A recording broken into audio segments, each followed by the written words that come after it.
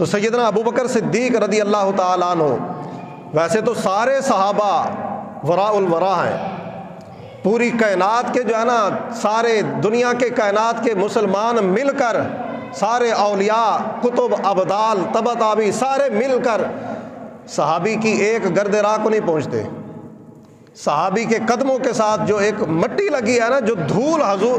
حضور کے غلاموں کے قدموں کے ساتھ جو لگی ہے، ساری کائنات کے لوگ مل کر اس مٹی کے بھی برابر نہیں ہو سکتے۔ لیکن ان کے اندر سیدنا صدیق اکبر رضی اللہ تعالیٰ عنہ، حضور نے فرمایا کہ اگر میں نے اللہ رب العالمین کے ذات کے سوا کسی کو میں محبوب بناتا تو سیدنا ابو بکر صدیق رضی اللہ تعالیٰ عنہ کو میں اپنا محبوب بناتا۔ اللہ تعالیٰ کی ذات کے سوا اگر میں کسی کو دوست بناتا تو سیدنا صدیق اکبر کو میں اپنا دوست بناتا۔ نعرہ تکبیر، اللہ اکبر، نعرہ رسالت، نعرہ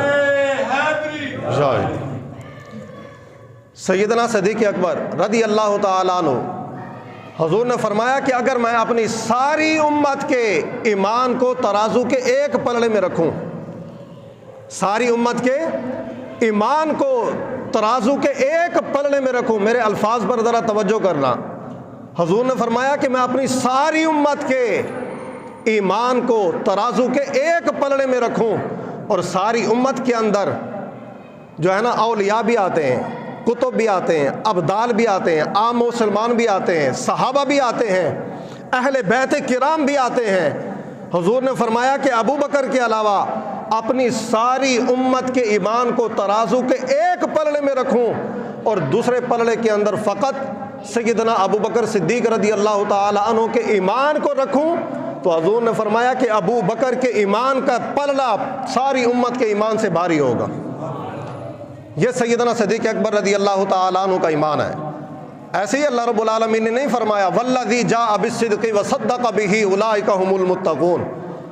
تمام صحابہ کی صحابیت کسی کی جو ہے نا تاریخ سے پتہ چلتی ہے، کسی کی حدیث سے پتہ چلتی ہے۔ سیدنا ابو بکر صدیق رضی اللہ تعالی عنہ حضور کے وہ غلام ہیں، حضور کے وہ صحابی ہیں کہ جن کے ایمان کی گواہی قرآن دیتا ہے اور خود خالق قرآن بھی دیتا ہے، خود اللہ رب العالمین نے ان کے ایمان کی گواہیاں دی ہیں۔ یہ سیدنا صدیق اکبر رضی اللہ تعالی عنہ۔ آج لوگ جو ہے نا جس طرف کی جس رخ کی آواز چلتی ہے نا اسی طرف دوڑ پڑتے ہیں، جس طرف کی آواز چلی اسی کی طرح اسی کے پیچھے دوڑ پڑے۔ سیدنا صدیق اکبر رضی اللہ تعالیٰ عنہ کا ایمان ایسا نہیں ہے، اور حضور نے اس کی وجہ بیان فرمائی۔ اس کی مطلب حضور نے فرمایا کہ اگر ساری امت کا ایمان ایک پلڑے میں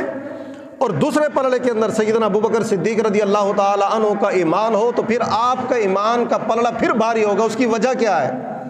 حضور نے اس کی وجہ بھی بیان فرمائی۔ حضور نے فرمایا کہ اس کی وجہ یہ ہے کہ جب بھی میں نے کسی کے سامنے دین کی دعوت پیش کی، دین کا پیغام اس کے سامنے رکھا، تو حضور فرماتے ہیں کہ ہر ایک نے کوئی نہ کوئی دلیل مانگی ہے کہ جناب دلیل کیا ہے جی؟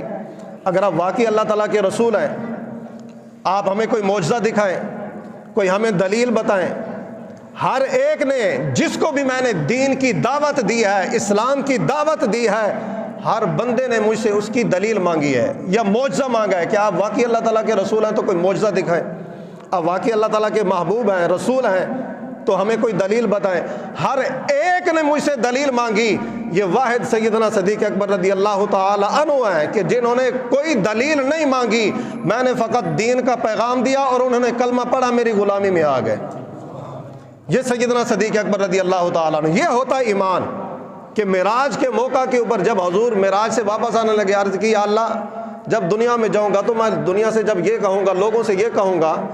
کہ میں تو اتنے لمحے کے اندر جو ہے نا میں ساتوں آسمانوں اور جنت دوزخ کی سیر کر کے واپس آیا ہوں، میرا تو کوئی اعتبار نہیں کرے گا، کوئی اس کو سمجھے گا ہی نہیں، قبول ہی نہیں کرے گا اس بات کو۔